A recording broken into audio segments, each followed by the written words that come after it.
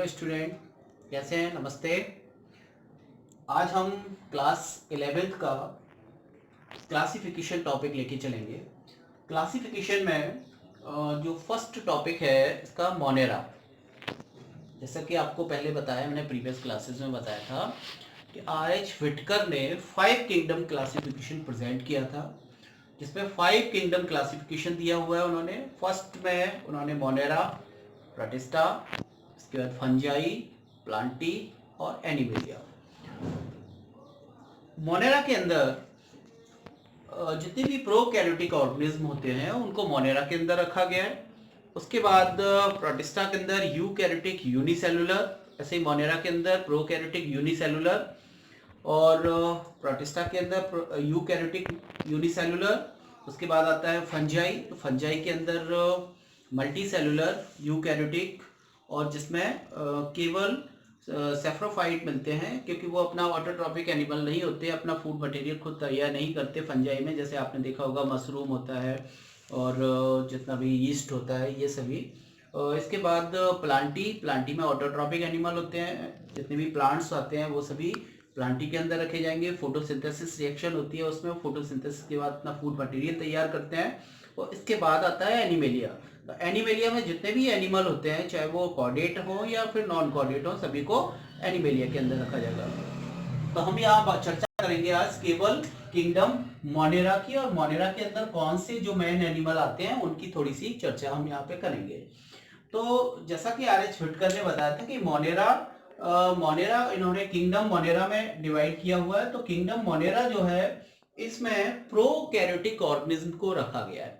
Prokaryotic organism, जितने भी prokaryotic organism होते हैं, जैसे आपको पहले मालूम है कि जितने भी प्रीवियस एनिमल हैं या प्रिमिटिव एनिमल्स जो हैं उनको, या ऑर्गेनिज्म है, उनको हमने मोनेरा के अंदर रखा हुआ है। इसलिए इसकी जो सेल होती है वो प्रोकैरियोटिक सेल होती है। दो तरह की सेल होती है, यूकैरियोटिक और प्रोकैरियोटिक। प्रोकैरियोटिक सेल केवल और केवल हमको मोनेरा के अंदर देखने को मिलती है। प्रोकैरियोटिक सेल किसमें होती है? प्रोकैरियोटिक सेल मिलती है हमको बैक्टीरिया या ब्लू ग्रीन एल्गी, माइकोप्लाज्मा, एक्टिनोमाइसीटीज, ऐसे कुछ एनिमल होते हैं या ऑर्गेनिज्म होते हैं, उनके अंदर हमको केवल प्रोकैरियोटिक सेल मिलती है जो यूनिसेलुलर होती है। अब जो किंगडम मोनेरा है, तो मोनेरा को हमने यहाँ पर आर्की बैक्टीरिया और दूसरा जो इसका ग्रुप था यू बैक्टीरिया, इसमें डिवाइड किया। सब किंगडम में डिवाइड किया, आर्की बैक्टीरिया और यू बैक्टीरिया। आर्की बैक्टीरिया के अंदर एंशिएंट बैक्टीरिया, यानी कि जितने भी प्रिमिटिव बैक्टीरिया होते हैं, प्रिमिटिव बैक्टीरिया को हमने आर्की बैक्टीरिया के अंदर रखा। और यू बैक्टीरिया में जो मेन बैक्टीरिया है या जो थोड़ा सा डेवलप बैक्टीरिया है, न्यू बैक्टीरिया है, उसको हमने यू बैक्टीरिया के अंदर रखा। इसमें भी जैसे एक ग्रुप है उसमें बैक्टीरिया को रखा हुआ है, सेकंड ग्रुप है जिसमें ब्लू ग्रीन एल्गी, माइकोप्लाज्मा, एक्टिनोमाइसीटीज, ऐसे कुछ ऑर्गेनिज्म को रखा हुआ है। क्यों? क्योंकि ये जो ब्लू ग्रीन एल्गी होती है, ये अपना फूड मटेरियल अपने आप फोटोसिंथेसिस रिएक्शन के द्वारा अपना तैयार कर लेती है, तो इसको सेकंड उसमें रखा हुआ है। ऐसे अदर्स में माइकोप्लाज्मा, एक्टिनोमाइसीटीज, इनको रखा हुआ है। तो इस तरह से जो ग्रुप है इसमें बैक्टीरिया को रखा हुआ है। अब हम यहाँ पे चर्चा करेंगे थोड़ी सी बैक्टीरिया की, उसके बाद फिर ब्लू ग्रीन एल्गी और माइकोप्लाज्मा की भी चर्चा होगी। तो बैक्टीरिया जो होता है, जो ये बैक्टीरिया की जो सेल होती है प्रोकैरियोटिक सेल होती है पूरी तरह से। बैक्टीरिया की जो सेल है प्रोकैरियोटिक सेल है, और यहाँ पर आपको ये देखने को मिलेगी, ये सेल जो है, मैंने पहले भी एक वीडियो डाला हुआ था जिसमें प्रोकैरियोटिक और यूकैरियोटिक सेल बनाई हुई थी, जिसमें ये बैक्टीरिया की सेल है। तो बैक्टीरिया जो सेल होती है, इसका जो मेन डिफरेंस होता है यूकैरियोटिक और प्रोकैरियोटिक सेल में, इसमें न्यूक्लियस, वेल डेवलप्ड न्यूक्लियस नहीं होता। प्रोकैरियोटिक सेल के अंदर वेल डेवलप्ड न्यूक्लियस नहीं होगा, और भी इसके जो ऑर्गेनेल्स होते हैं वो नहीं मिलेंगे। किसमें? प्रोकैरियोटिक में। तो आपको यहाँ पे दिखाई दे रहा होगा, इसके अंदर जो इसका जो न्यूक्लियर मटेरियल है, डीएनए भी हो सकता है, ये न्यूक्लियर मटेरियल वैसे ही इसके केंद्र में बिखरा हुआ पड़ा रहता है। इसकी जो न्यूक्लियर मेम्ब्रेन है वो एब्सेंट रहती है। न्यूक्लियर मेम्ब्रेन एब्सेंट रहती है, तो इस तरह से ये इसका मेन सिम्टम्स हो गया किसका? प्रोकैरियोटिक सेल का।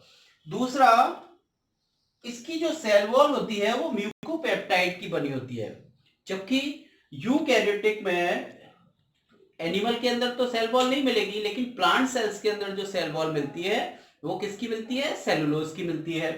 फंजाई के अंदर जो सेल वॉल मिलेगी वो किसकी मिलती है? काइटिन की मिलती है। ऐसे यहाँ पर जो सेल वॉल मिलती है, ये बाहर की जो सेल वॉल है ये मिलती है, तो ये म्यूकोपेप्टाइड की बनी होती है। ऐसे ही यहाँ पर मूवमेंट के लिए एक फ्लैजिला, ये फ्लैजिला मिलेंगे, तो ये एक भी हो सकते हैं, दो भी हो सकते हैं, या मल्टी फ्लैजिलेट भी हो सकता है, तो कई फ्लैजिला भी हो सकते हैं यहाँ पर। दूसरा, मीजोजोम्स प्रेजेंट होते हैं। ये कुछ इसकी जो सेल वॉल है वो थोड़ी सी फोल्ड होकर मीजोजोम्स बनाती है, और ये मीजोजोम्स उसी तरह से वर्क करते हैं जैसे यूकैरियोटिक सेल के अंदर माइटोकॉन्ड्रिया वर्क करती है। तो वही वर्क, श्वसन का जो रेस्पिरेशन का वर्क है वो किया जाता है मीजोजोम्स के द्वारा। ऐसे ही इसके अंदर साइटोप्लाज्म प्रेजेंट होता है। कुछ राइबोसोम्स मिलेंगे यहाँ पर। राइबोसोम्स जो मिलेंगे वो 70S राइबोसोम्स मिलेंगे, और यही राइबोसोम्स आपस में जुड़कर पॉलीराइबोसोम्स भी बनाते हैं। इसके बाद यहाँ पर ग्लाइकोजन, जो कुछ फूड मटेरियल होगा उसके अंदर प्रेजेंट, वो ग्लाइकोजन के रूप में स्टोरेज होगा। आरएनए मिलेगा यहाँ पर हमको, एंड लिपिड के कुछ ग्रेन्यूल्स भी मिलेंगे, है ना, लिपिड कण मिलेंगे। इस तरह से ये बैक्टीरियल सेल होती है। तो बैक्टीरियल सेल के पूरी जो सिम्टम्स होते हैं वो प्रोकैरियोटिक सेल के होते हैं। आप बैक्टीरियल सेल को भी बना सकते हो या फिर प्रोकैरियोटिक सेल को भी बना सकते हो, एक ही बात है। अब हम यहाँ पे चर्चा करते हैं जो बैक्टीरिया है उसकी किसने डिस्कवर किया था। और सबसे पहले इसको डिस्कवर जो किया था वो एंटन वॉन ल्यूवेनहॉक, इन्होंने डिस्कवर किया था 1674 के अंदर। इन्होंने अपने दांत का जो बीच का स्कम है उसको लिया, उसमें उन्होंने उनको कुछ ऑर्गेनिज्म मूवमेंट करते हुए नजर आया, और उसको नाम उन्होंने बैक्टीरिया दिया। तो फादर ऑफ बैक्टीरिया जो है बैक्टीरियोलॉजी, एंटन वॉन ल्यूवेनहॉक को ही कहा जाता है। और इसके बाद जो और ज्यादा वर्क किया, कुछ डिसीज का टीके, वैक्सीन जनरेट की, तो modern bacteriology, father of modern bacteriology ये कहा जाता है रॉबर्ट कोच को, जो उन्होंने बाद में वर्क किया था रॉबर्ट कोच ने। हालांकि बीच में और भी साइंटिस्ट आए, उन्होंने भी इसके ऊपर वर्क किया। इसके अलावा जो बैक्टीरिया होती है वो प्रोकैरियोटिक ऑर्गेनिज्म होते हैं, यूनिसेलुलर होते हैं। दूसरा, प्लांट एंड एनिमल के अंदर ये डिसीज जनरेट करते हैं। प्लांट्स के अंदर और एनिमल के अंदर जितनी भी ज्यादातर डिसीज आपने देखी होगी, जैसे प्लांट्स के अंदर भी बहुत सी डिसीज होती है, नींबू में सिट्रस कैंकर होता है, ऐसे ही एनिमल के अंदर टीबी होती है, वो किससे होती है? बैक्टीरिया से होती है। विब्रियो कॉलेरी है, विब्रियो कॉलेरी के द्वारा कॉलेरा जो डिसीज है वो होती है, टाइफाइड है वो होता है। कुछ डिसीज वायरस से भी होती है, कुछ डिसीज फंजाई से भी होती है, जैसे अभी पॉपुलर वायरस से एक डिसीज चल रही है, आपको पता ही होगा। ऐसे ही यहाँ पर जो बैक्टीरिया के द्वारा कुछ डिसीज होती है प्लांट्स के अंदर और एनिमल के अंदर, उससे ही फिर कुछ मेडिसिन भी तैयार की जाती है, कुछ एंटीबॉडीज भी तैयार की जाते हैं, एंटीबायोटिक मेडिसिन जो है वो भी तैयार की जाती है। किसके द्वारा? बैक्टीरिया के द्वारा ही तैयार करेंगे हम। तो इस तरह से इसका कुछ स्ट्रक्चर यहाँ पे होता है। अब इसके कुछ कैरेक्टरिस्टिक क्या होते हैं? Simple structure, unicellular prokaryotic organism. जो बैक्टीरिया होता है वो सिंपल स्ट्रक्चर होगा, क्योंकि प्रिमिटिव सेल होती है, प्रोकैरियोटिक सेल होती है, सिंपल टाइप की सेल होती है, ज्यादा उसमें ऑर्गेनेल्स नहीं होते। तो ये simple structure unicellular prokaryotic organism होते हैं। दूसरा, इसके अंदर ऑटोट्रॉपिक, जो बैक्टीरियल सेल होगी वो ऑटोट्रॉपिक भी होगी, सैप्रोफाइट भी होगी, पैरासाइट भी होगी और सिम्बायोटिक होगी। यानी कि चारों तरह से बैक्टीरियल जो सेल है, बैक्टीरिया हमको देखने को मिलेंगे। कुछ बैक्टीरिया ऑटोट्रॉपिक होते हैं, या कुछ बैक्टीरिया के अंदर फोटोसिंथेसिस की रिएक्शंस पाई जाती है, वो अपना कुछ केमिकल की प्रेजेंट में फोटोसिंथेसिस रिएक्शन कर लेते हैं, जिससे अपना फूड मटेरियल सेल्फ तैयार करेंगे। जैसे मैंने यहाँ पे बताया ग्लाइकोजन के रूप में इसमें फूड मटेरियल स्टोर किया हुआ है। तो कुछ जो बैक्टीरिया होते हैं वो ऑटोट्रॉपिक होते हैं, कुछ बैक्टीरिया सैप्रोफाइट होते हैं, यानी कि जितनी भी डेड बॉडीज होती है या कुछ प्लांट्स मर जाते हैं, कुछ एनिमल खत्म हो जाते हैं, उनके ऊपर वो रह के अपना फूड मटेरियल लेते हैं, वहां से पोषण प्राप्त करेंगे। तो ऐसे जो बैक्टीरिया होते हैं वो सैप्रोफाइटिक कहलाते हैं। कुछ बैक्टीरिया पैरासाइट होते हैं। पैरासाइट यानी कि कुछ लिविंग होस्ट के ऊपर रहकर वहां से अपना फूड मटेरियल लेते रहते हैं। तो वो पैरासाइट बैक्टीरिया हो जाएंगे। जैसे हमारे अंदर बहुत सी डिसीज हो जाती है, टीबी हो गई या टाइफाइड हो गया, तो हम लिविंग होस्ट है, लिविंग होस्ट से वो अपना फूड मटेरियल ले रहे हैं और अपनी पॉपुलेशन को इंक्रीज कर रहे हैं। तो इस तरह से ये जो बैक्टीरिया होते हैं वो पैरासाइटिक बैक्टीरिया होते हैं। और एक बैक्टीरिया ऐसे होते हैं जो सिम्बायोटिक होते हैं। सिम्बायोटिक बैक्टीरिया जो है वो किसी को नुकसान नहीं पहुंचाते, दोनों ऑर्गेनिज्म को वहां पे फायदा होगा। जैसे किसी एनिमल के अंदर वो बैक्टीरिया प्रेजेंट है तो उस एनिमल को भी फायदा होगा और साथ में बैक्टीरिया को भी फायदा होगा। जैसे आपने देखा होगा जितनी भी दाल फैमिली होती है, लेग्यूमिनेसी की जो फैमिली होती है, उनकी रूट के अंदर एक नोड्यूल पाया जाता है। जैसे आप चना है, मटर है, जितनी भी ये है उनके अंदर एक रूट नोड्यूल पाया जाता है। उस रूट नोड्यूल में बैक्टीरिया राइजोबियम नाम का जो बैक्टीरिया होता है वो प्रेजेंट होता है। और वो क्या काम करता है, दोनों को फायदा होता है।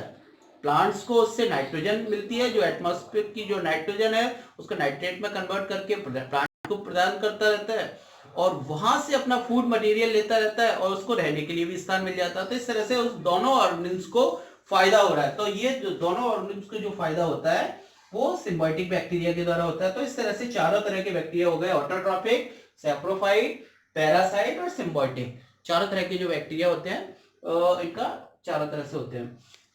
तीसरा है इसके अंदर न्यूक्लियस प्रेजेंट नहीं होता, तो जो जेनेटिक मटेरियल है वो फ्रीली जेनेटिक मटेरियल पाया जाता है और जेनेटिक मटेरियल के अंदर जो हिस्टोन प्रोटीन होती है वो नहीं मिलती।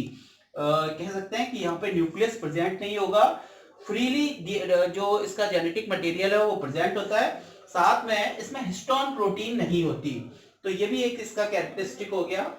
उसके बाद है there rigid cell wall is composed of mucopeptide but less cellulose. इसकी जो सेल वॉल होती है वो म्यूकोपेप्टाइड की बनी होती है जिसमें सेलुलोज प्रेजेंट नहीं होता, केवल म्यूकोपेप्टाइड्स जो है वो इसकी सेल वॉल में प्रेजेंट होता है। इसके बाद नेक्स्ट इसका कैरेक्टरिस्टिक है सम बैक्टीरिया है क्लोरोफिल। कुछ बैक्टीरिया के अंदर क्लोरोफिल भी प्रेजेंट होता है, जैसे ये साइनोबैक्टीरिया नाम है उसका, साइनोबैक्टीरिया ब्लू ग्रीन एल्गी में आएगा, तो उसमें भी कुछ क्लोरोफिल प्रेजेंट होता है जिससे वो अपना फोटोसिंथेसिस कर लेते हैं। इसके बाद है सेक्सुअल रिप्रोडक्शंस। इसके अंदर जो बैक्टीरिया होता है जो कि प्राइमरी प्रोकैरियोटिक सेल होती है, तो इसके अंदर सेक्सुअल रिप्रोडक्शन एब्सेंट होता है, सेक्सुअल रिप्रोडक्शन एब्सेंट होता है। लेकिन कुछ केसेस में उनके अंदर जो जेनेटिक मटेरियल है वो ट्रांसफर करने की प्रोसेस होती है। कुछ प्रोसेस होती है, कॉन्जुगेशन है या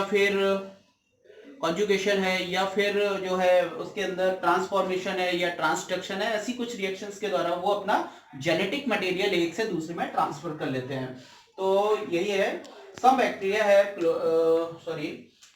the sexual reproduction is not present but some bacteria genetic recombination, यानी कि इसके अंदर जो सेक्सुअल रिप्रोडक्शन है वो प्रेजेंट नहीं होता, लेकिन कुछ केसेस में उनका जेनेटिक रिकॉम्बिनेशन होता है, जेनेटिक मटेरियल का रिकॉम्बिनेशन होता है। यानी कि एक बैक्टीरिया का जो डीएनए है वो किसी दूसरे बैक्टीरिया के अंदर ट्रांसफर हो जाएगा तो उससे एक नया डीएनए बन जाएगा। तो इसी को हम सेक्सुअल रिप्रोडक्शन की श्रेणी में रख देते हैं। इसके बाद है reproduction commonly take by fission and budding. जो इसका रिप्रोडक्शन ज्यादातर बैक्टीरिया के अंदर रिप्रोडक्शन होता है वो टेक बाय फिजन, यानी कि एक से दूसरे में दो डिवाइडेशन हो जाता है और इससे एक बैक्टीरिया से दो बैक्टीरिया बन जाते हैं। एक तो इस तरह से फिशन हो गया, दूसरा इसके अंदर जैसे एक बैक्टीरिया है और यहाँ पर एक बडिंग होने लगेगी, यानी कि इसका जो डीएनए है वो इस बैक्टीरिया के डीएनए में पहुंच जाएगा और बाद में ये जो बड है वो यहाँ से अलग हो जाएगी, तो दो बैक्टीरिया बन जाएंगे। ये न्यू बैक्टीरिया बन गया, ये पेरेंट बैक्टीरिया है। तो इस तरह से एक बैक्टीरिया से दो बैक्टीरिया बन जाते हैं। तो ये फिशन के द्वारा हो जाएगा, यानी कि एक से दो डिवाइडेशन हो गया यहाँ पर, और ये बडिंग के द्वारा भी हो जाएगा।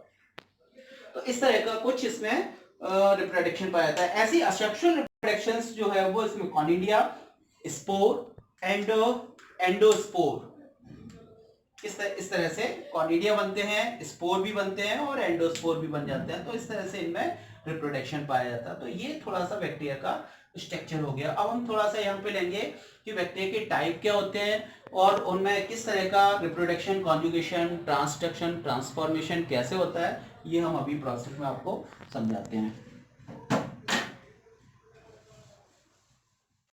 तो इस तरह से ये बैक्टीरिया के आगे का जो टॉपिक है जिसमें हम चर्चा करेंगे शेप ऑफ बैक्टीरिया। बैक्टीरिया का किस तरह का आकार होता है, देखने में ये कैसा दिखाई देता है बैक्टीरिया। तो ये जो बैक्टीरिया होता है वो मोस्टली टू टाइप में होता है। फर्स्ट गोल आकृति में दिखाई देगा, राउंड शेप दिखेगा। ये राउंड शेप जो बैक्टीरिया दिखाई देगा उसको हम बोलेंगे कोकस। जो राउंड शेप बैक्टीरिया होगा वो कोकस कहा जाएगा इसको, है ना। और एक जो बैक्टीरिया दिखाई देगा वो हमको रॉड की आकृति का दिखाई देगा। रॉड की जो आकृति का बैक्टीरिया दिखेगा उस बैक्टीरिया को हम बोलेंगे बैसिलस। तो मोस्टली दो तरह का बैक्टीरिया होता है, एक कोकस और दूसरा जो रॉड की आकृति का होता है वो बैसिलस होता है। जैसे कोई नाम भी आपने सुना होगा तो उसमें माइक्रोकोकस करके आएगा। तो इस तरह से जो कोकस होगा वो राउंड शेप होगा, बैसिलस होगा वो रॉड शेप होगा। अब ये कोकस जो बैक्टीरिया होता है, तो ये बैक्टीरिया अगर सिंगल है, कोई बैक्टीरिया सिंगल बैक्टीरिया रहता है तो उसको हम बोलेंगे माइक्रोकोकस। यही बैक्टीरिया यदि दो जॉइंट के शेप में दो बैक्टीरिया साथ साथ में जब लिविंग होस्ट में रहते हैं तो इसको बोलेंगे हम डिप्लोकोकस। यही बैक्टीरिया यदि एक चेन के रूप में आपको देखने को मिलेंगे, कुछ चेन, लंबी चेन दिखाई देगी, तो इसको बोलेंगे स्ट्रेप्टोकोकस। और ऐसे ही यदि ये बैक्टीरिया चार के शेप में मिलेंगे, चार बैक्टीरिया एक साथ रहते हैं, उसको हम कहेंगे टेट्राड। और ऐसे ही ये एक छोटे से ग्रुप के रूप में जब बैक्टीरिया मिलते हैं तो इसको कहते हैं सार्सिना। एक छोटे से ग्रुप के रूप में जब मिलेंगे तो इसको सार्सिना कहेंगे।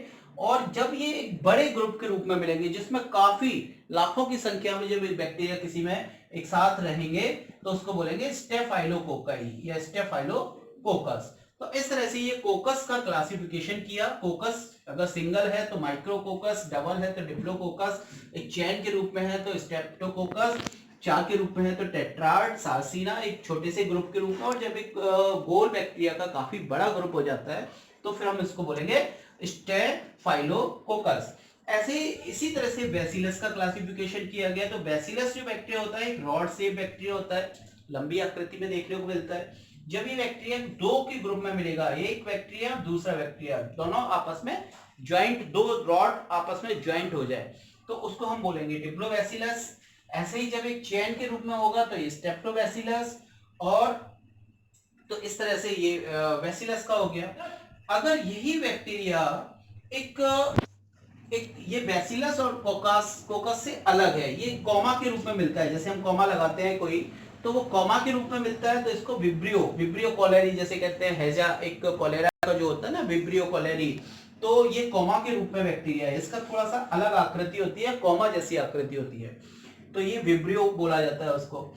ऐसे ही यदि एक सर्पिलाकार रूप में है, स्पाइरल रूप में है, तो उसको हम स्पाइरेलम बैक्टीरिया बोलते हैं। तो इस तरह से ये बैक्टीरिया के कुछ शेप की आकृति पर उनका क्लासिफिकेशन किया गया है। जो उनकी आकृति होती है उसके आधार पे हम बैक्टीरिया को कैसे क्लासिफाई कर सकते हैं, कोकस, बैसिलस, विब्रियो और स्पाइरेलम।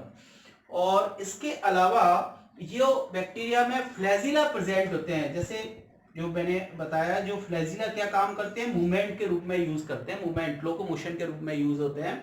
तो जो फ्लैजिला होते हैं उसके आधार पर भी इसका क्लासिफाई किया गया बैक्टीरिया को। अब जैसे किसी बैक्टीरिया के अंदर एक भी फ्लैजिला नहीं है, यानी कि वो मूवमेंट नहीं करता, लोकोमोशन नहीं होगा उसके अंदर, तो इस तरह का एट्राइकस, उसको हम क्या बोलेंगे, एट्राइकस बोलेंगे उस बैक्टीरिया को। यदि किसी बैक्टीरिया के अंदर एक फ्लैजिला उपस्थित है, ये फ्लैजिला जो यहाँ पे दिखाई दे रहा है ये फ्लैजिला है, तो एक फ्लैजिला उपस्थित है तो उसको हम बोलेंगे मोनोट्राइकस। ऐसे ही किसी बैक्टीरिया के यहाँ पर एक सिरे पर एक गुच्छे के रूप में फ्लैजिला प्रेजेंट है, गुच्छे के रूप में है, तो इसको बोलेंगे लोफोट्राइकस।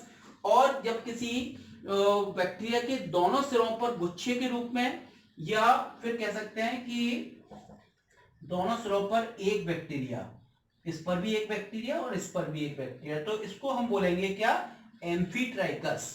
इस वाले बैक्टीरिया को या तो दोनों सिरों पर इसके गुच्छे के रूप में बैक्टीरिया प्रेजेंट है, इस पर भी है और इस पर भी है, या फिर इसमें एक सिरे पर बैक्टीरिया उपस्थित है, इन दोनों को हम बोलते हैं एम्फीट्राइकस।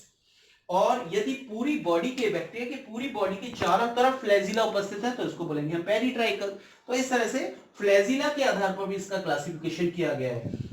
एट्राइकस में एक भी फ्लैजिला नहीं होते, मोनोट्राइकस में एक फ्लैजिला होता है, लोफोट्राइकस में एक सिरे पर मल्टीफ्लैजिलेट ऐसे ही एम्फीट्राइगस में दोनों सिरों पर मल्टीफ्लैजिलेट भी हो सकते हैं या मोनोफ्लैजिलेट भी हो सकते हैं, तो इनको एम्फीट्राइगस बोलते हैं। और पूरी बॉडी पर मल्टीसेल्युलेट है, पूरी बॉडी पर सेलुलर फ्लैजिला है, तो उसको पेरिट्राइगस बोलते हैं। तो इस तरह से इसका क्लासिफिकेशन किया गया, उसको सेब की आकृति पर भी और फ्लैजिला की आकृति पर भी उनको अलग अलग क्लासिफाई किया गया है। इसके बाद आता है इसका जो बहुत ही इंपॉर्टेंट टॉपिक होता है रिप्रोडक्शन। इसकी बैक्टीरिया के अंदर रिप्रोडक्शन कैसे होता है, तो मैंने आपको बताया 3 तरह का रिप्रोडक्शन होता है। वेजिटेटिव रिप्रोडक्शन होता है फ्लैजिला उसमें बैक्टीरिया के अंदर, असेक्सुअल रिप्रोडक्शन भी होता है और सेक्सुअल रिप्रोडक्शन भी होता है। असेक्सुअल रिप्रोडक्शन में कोई फ्लैजिला है, वो बैक्टीरिया है, उस बैक्टीरिया से कॉनिडिया बन रहा है या स्पोर बन रहा है या बडिंग हो रही है या फिशिंग हो रहा है, तो इस तरह का एक बैक्टीरिया से 2 बैक्टीरिया का बनना नॉर्मली रूप से हो जाता है, जिसमें केवल एक ही पेरेंट की आवश्यकता होती है। इसी पेरेंट से उनमें डिवाइडेशन हो जाएगा और एक बैक्टीरिया से 2 बैक्टीरिया तैयार हो जाते हैं।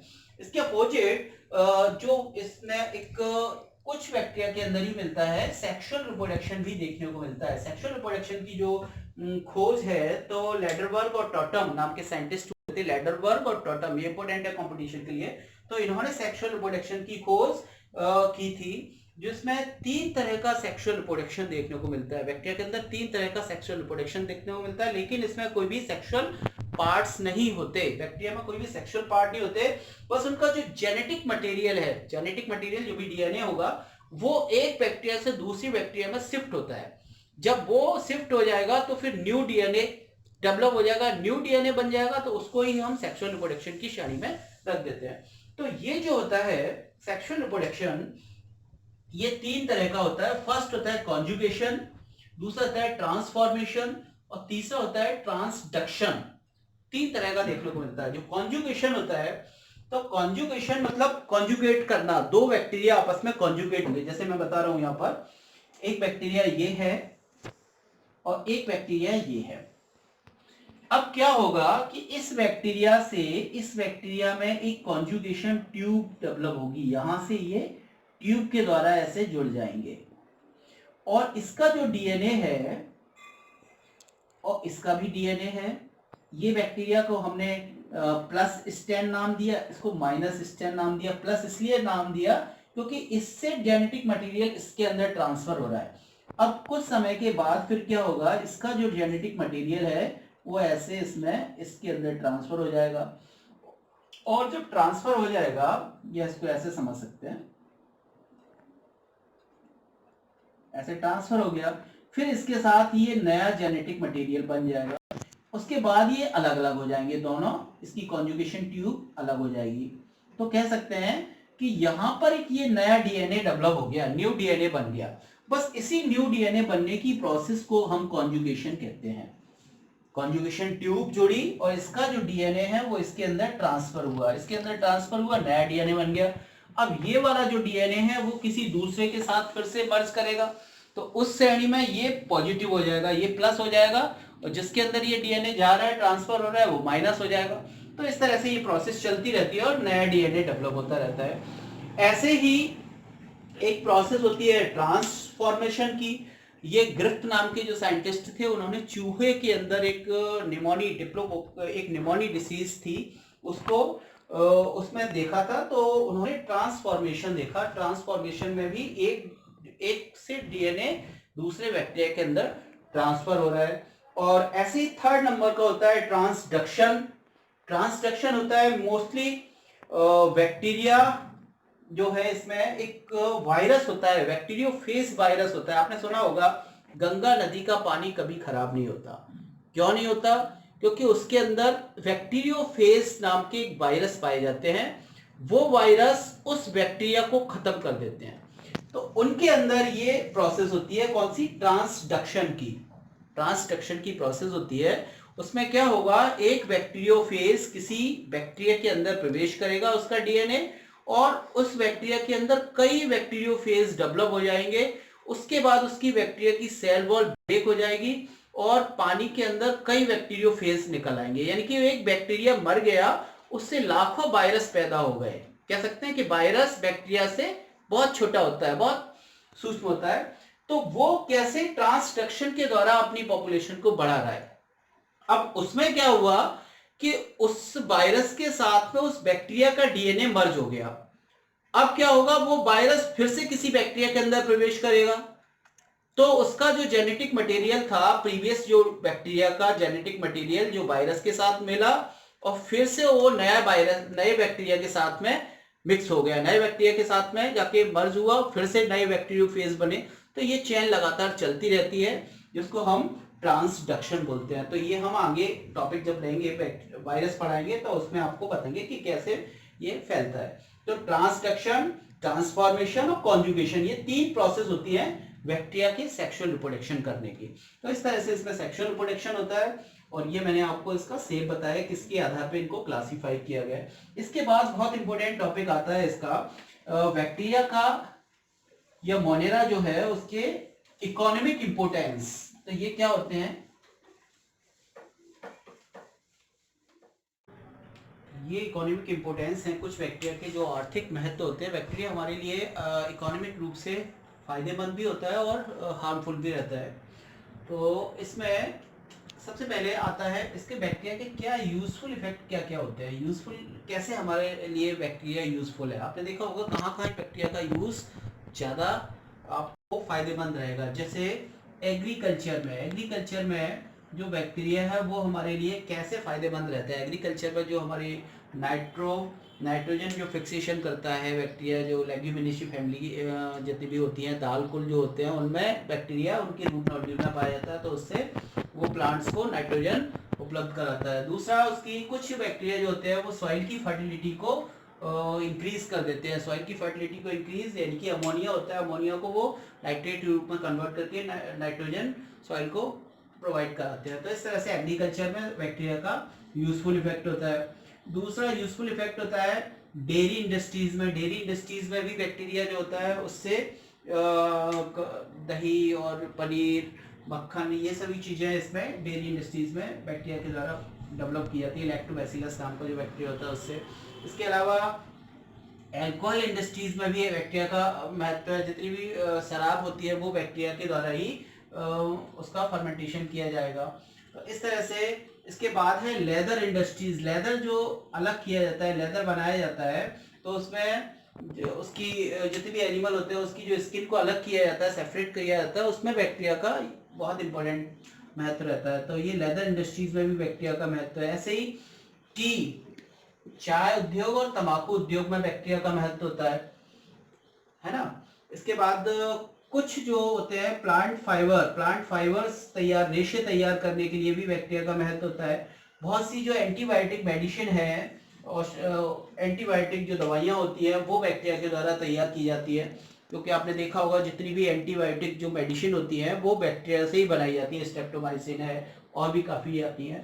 तो इस तरह से इसके अलावा बहुत जो बैक्टीरिया का एक और बहुत इंपॉर्टेंट महत्व होता है, आपने देखा होगा कोई भी एनिमल जब खत्म हो जाता है तो उसको सड़क के किनारे फेंक देते हैं, तो उसको कुछ समय के बाद वो डिकम्पोज हो जाता है, और वो डिकम्पोजन की जो प्रोसेस होती है उसमें बैक्टीरिया बहुत इंपॉर्टेंट होते हैं। कोई भी एनिमल है या प्लांट्स होते हैं कोई भी, तो उसको हम डिकम्पोज बैक्टीरिया की सहायता से उसको कर सकते हैं।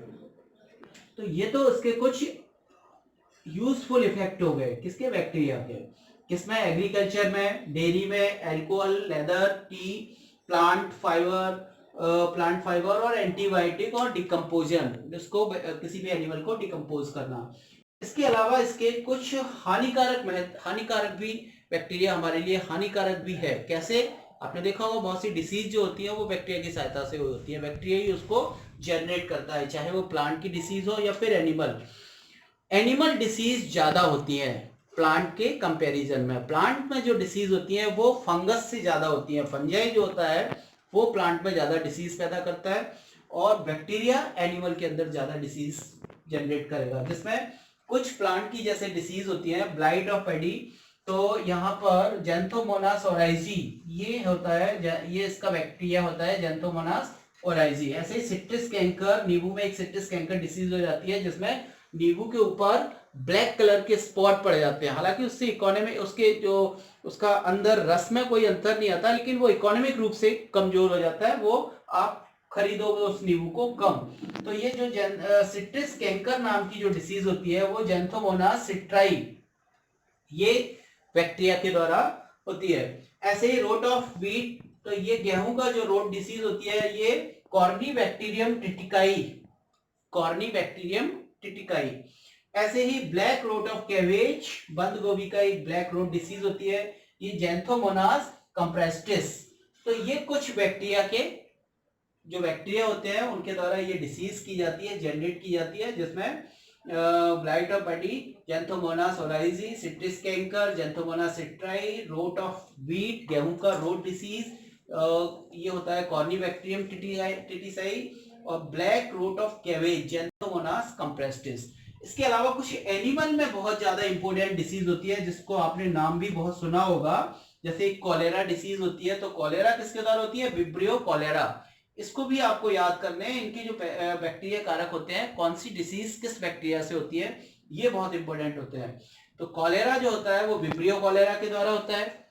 ऐसे ही निमोनिया डिप्लोकोकस निमोनी के द्वारा होता है। डिप्थीरिया कॉर्नीबैक्टीरियम डिप्थीरी के द्वारा होता है। ऐसे ही ट्यूबरकुलोसिस या टीबी डिसीज होती है माइक्रोबैक्टीरियम ट्यूबरकुलोसिस। ऐसे ही टाइफाइड, टाइफाइड होता है साल्मोनेला टाइफी के द्वारा होता है, टाइफाइड जो डिसीज होती है। और ऐसे ही कुष्ठ रोग होता है जो लेप्रेसी डिसीज होती है, वो माइक्रोबैक्टीरियम ट्यूबरकुलोसिस, ट्यूबरकुलोसिस के द्वारा होती है। इसके बाद यहां पर एनिमल डिसीज, ये हो गई आपकी जो मनुष्य में होती है, मुख्य रूप से मनुष्य में होती है। इसके अलावा कुछ जो एनिमल होते हैं, जैसे जो भी एनिमल है उसमें ब्लैक लेग ऑफ एनिमल, ये होता है क्लिस्ट्रीडियम चेन्ने वाई के द्वारा होता है। ऐसी एंथ्रेक्स डिसीज पशुओं में होती है, एंथ्रेक्स डिसीज ये बैसिलस एंथ्रेसिस के द्वारा होती है। तो इस तरह से बहुत सी जो हार्मफुल डिसीज है ये बैक्टीरिया के द्वारा होती है। तो ये हार्मफुल बैक्टीरिया में इकोनॉमिक इंपोर्टेंस में आ जाएगा। डिसीज के अलावा भी बैक्टीरिया हमारे लिए बहुत हानिकारक होता है। किस तरह से? जैसे फूड स्पॉइलेज करता है, जितना भी हमारा फूड मटेरियल होता है, खाना होता है, आपने देखा होगा 2 दिन रखा रहे तो उसमें बदबू आने लगती है। 1 दिन के बाद भी टेम्परेचर जैसे ही ज़्यादा हाई हो जाए तो उसमें बदबू आने लगती है, तो वो खराब हो जाता है। तो ये जो है फूड स्पॉइलेज होता है। ऐसे ही reduction of soil fertility, soil की जो फर्टिलिटी होती है उसको भी रिड्यूस कर देता है, बैक्टीरिया बढ़ा भी देता है उसको, उसकी रिवर्सेबल रिएक्शंस के द्वारा उसको रिड्यूस भी कर देता है। तो सॉइल की फर्टिलिटी को ये रिड्यूस कर देगा। ऐसे ही पानी, आपने देखा होगा पानी भी अगर कुछ बोतल में भरा हुआ है 1 दिन के बाद उसमें थोड़ी सी स्मेल आने लगती है, तो वो भी बैक्टीरिया के द्वारा ही होती है।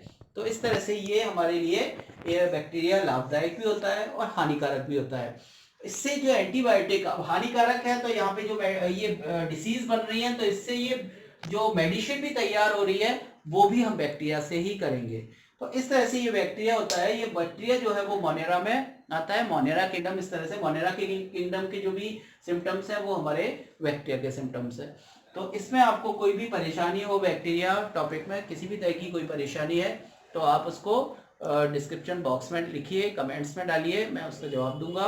और ज़्यादा से ज़्यादा आप शेयर करिए, लाइक और सब्सक्राइब करिए, चैनल को सब्सक्राइब जरूर करिए, जिससे आपको आगे के वीडियो लगातार मिलते हैं। Okay, thank you.